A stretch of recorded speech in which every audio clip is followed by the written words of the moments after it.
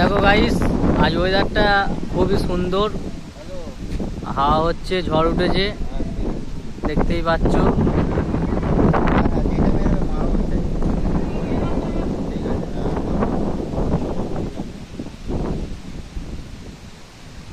বৃষ্টির কারণে অনেকজনের ধানের অনেক ক্ষতি হয়েছে।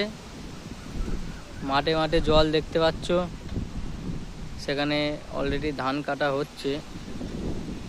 এখান থেকে একজন যাচ্ছে ধান কাটতে।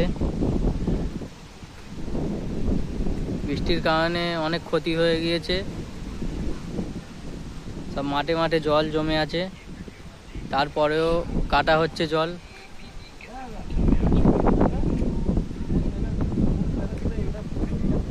আর এখানে ছোটখাটো একটা আম চাষ হচ্ছে।